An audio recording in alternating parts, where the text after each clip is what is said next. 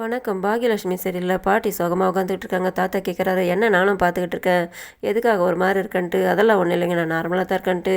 அவங்க தண்ணி குடிச்சிட்டு வரேன்ட்டு கிளம்புனதுல ராதிகா மேலேருந்து கீழ இறங்கி வராங்க. 2 பேரும் பார்த்து முறைச்சிக்கிறாங்க. ராதிகா அவங்க அம்மா வீட்டுக்கு வராங்க. "என்ன வாமிட் எல்லாம் பரவாயில்ல நின்றுடுச்சா? சாப்பிட்றீங்களான்னு?" கேட்குறாங்க. "இல்லைம்மா, அப்பப்போ வருதுன்றாங்க."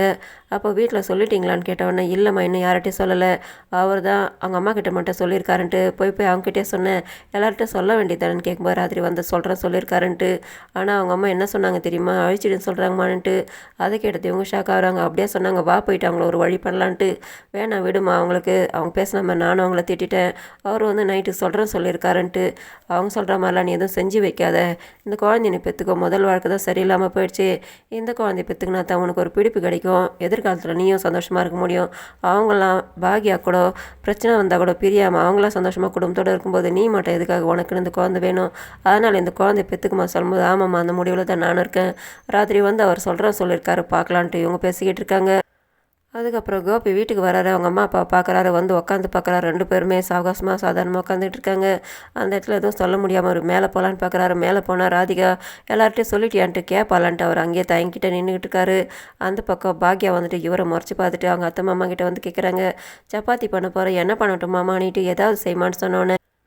அவங்க கிளம்பி திரும்ப வந்துட்டு கோபி முறைச்சி பார்த்துக்கிட்டே சமையல் கட்டில் போயிட்டு அவங்க சப்பாத்தி பண்ணுறதுக்கு தயாராகிறாங்க. கோபி அங்கேயே நின்றுட்டு தயங்கிட்டு அதுக்கப்புறம் திரும்ப வந்துட்டு அவங்க அம்மா அப்பா கிட்ட வந்து உட்காராரு. "ஏன்டா, எதுக்காகடா நீ மேலே போக திரும்ப வந்தான்ட்டு?" கேட்குறாங்க அவங்க அம்மா. அதுக்கு இவர் சொல்கிறாரு, என்கிட்ட எல்லார்ட்டையும் சொல்லியிருக்காமா. என்ன பண்ணுறேன்னு தெரியல, நானும் முடிச்சுக்கிட்டு இருக்கேன்ட்டு. வேணான்னு சொன்னால் கூட அவளும் நீயும் கேட்க மாட்டேறீங்க. இப்போ சொன்னால் எல்லார்ட்டையும் அசிங்கமாயிடும். இப்போ ஏற்பாட்டில் போயிட்டு தேடி தேடி பிடிச்சி கல்யாணம் பண்ணிட்டு வந்த தேவையா அவனுக்கு இதெல்லான்ட்டு அவங்க அம்மா திட்டுறாங்க.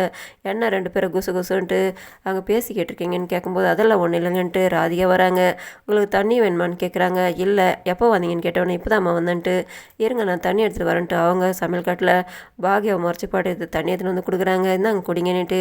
"இல்லை வேணான்னுட்டு." அவர், "நீங்கள் சொல்லிட்டீங்களா எல்லார்ட்டையும், இப்போ சொல்லணும் நீங்கள் எல்லார்ட்டையுன்ட்டு." ராதிகா கோபிக்கிட்ட சொல்லும்போது அவன் சொல்கிறது வேணான்ட்டு அவங்க மாமியார் நடுவில் மாட்டிட்டு முழிக்கிறார் கோபி. இவங்க 2 பேரும் வாக்குவாதம் பண்ணிக்கிட்டு இருக்காங்க. தாத்தா கேட்குறாரு, "என்ன நானும் பார்த்துக்கிட்டு இருக்கேன், ரகசியம் பேசிக்கிட்டு இருக்கீங்க, எதுவும் சொல்லணும்னா சொல்ல மாட்டீங்க, என்ன நடக்குதுங்கன்னு?" கேட்குறாரு. "அதெல்லாம் ரகசியம் எல்லாம் ஒன்றும் இல்லை மாமா, அதை எல்லார்ட்டையும் சொல்லிட்டாக்கா ரகசியன்றது ஒன்றும் கிடையாதுன்ட்டு." ராதிகா சொல்கிறாங்க. "ஆமாம், எதுவும் தெரியாமல் தான் நானும் கேட்குறேன், என்ன விஷயம் சொல்லுமான்னும் போது, அதெல்லாம் ஒன்றும் இல்லைங்கன்ட்டு கோபி அவங்க அம்மாவும் சமாளிக்கிறதுக்கு வராங்க. "இருக்குது மாமா, அவர் சொல்லுவாருன்ட்டு." ராதிகா சொல்கிறாங்க. "என்ன விஷயம் சொல்லணும் போது, இருங்க மாமா, எல்லார்ட்டையும் கூப்பிட்டு சொல்லிடலான்ட்டு."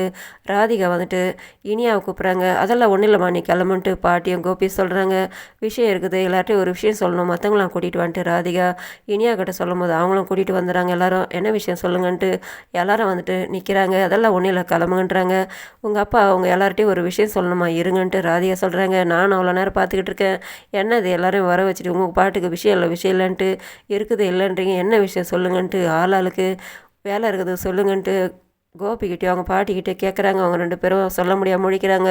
இன்னொரு பக்கம் பாக்யா இங்கே நடக்கிற விஷயங்கள்லாம் பார்த்துக்கிட்டே பாக்யா ஒரு பக்கம் பாப்கார்ன் பண்ணிட்டு எடுத்துன்னு வந்து சேர் மேலே உட்காந்து சாப்பிட்டுக்கிட்டு இருக்காங்க. நடக்கிற விஷயங்களும் கவனிக்கிறாங்க. நடுவில் இங்கே ஆளாளுக்கு இவங்களை கேள்வி கேட்டுக்கிட்டு இருக்கும்போது இவங்க சொல்ல முடியாமல் தயங்கிக்கிட்டு இருக்காங்க. அதனால் நாங்கள்லாம் போகிறோன்ட்டு கலைஞ்சி போக பார்க்குறாங்க. ராதிகா நில்லுங்கன்றாங்க. இவங்க சொல்ல முடியாமல் முழிக்கும்போது, "நான் சொல்கிறேன் அந்த விஷயத்தன்ட்டு, அது உனக்கு தெரியுமா, சொல்லுமான்ட்டு." கேட்கும்போது அவங்களும் வந்து நிற்கிறாங்க. "நான் சொல்லட்டுமான்ட்டு." இவங்க வந்து நிற்கிறாங்க. "அதை தான் நான் கேட்டுக்கிட்டு இருக்கேன், என்ன விஷயம் சொல்லுமான்ட்டு." அவங்க தாத்தா கேட்குறாரு. அப்போ பாக்கியா சொல்கிறாங்க, "இவங்களாம் சொல்ல முடியாமல் தயங்குற விஷயத்த நான் சொல்லிடுறேன். உங்கள் அப்பா திரும்பவும் அப்பா ஆக போகிறாராம், ராதிகா கர்ப்பமாக இருக்காங்கன்னு சொல்கிறாங்க." அதை கேட்டது எல்லாருமே ஷாக் ஆகுறாங்க. கோபியும் பாட்டியும் பாக்யாவை பார்த்து முறைக்கிறாங்க. மற்றவங்களாம் பிரம்மபிச்சமே ஷாக் ஆகிடுறாங்க. முழிச்சுக்கிட்டு நிற்கிறாங்க ராதிகா. ராதிகாவை பார்த்து இவங்களாம் முழிச்சுக்கிட்டு முறைச்சிக்கிட்டு நிற்கிறாங்க. ஆளாளுக்கு உண்மையை சொல்லிடுறாங்க பாக்யா. அவங்கள சொல்ல வந்த விஷயத்த தயங்கிக்கிட்டே இருந்ததுனால பாக்யா வந்துட்டு எல்லா விஷயத்தையும் எல்லார்கிட்டையும் சொல்லிட்டதுனால எல்லாருமே அதிர்ச்சியாக நிற்கிறாங்க. கோபி கூனி குறுகி நிற்கிறாரு. கோபி அவங்க அம்மாவும் பாக்யாவை பார்த்து முறைக்கிறாங்க. இதோட முடியுது. நன்றி, வணக்கம்.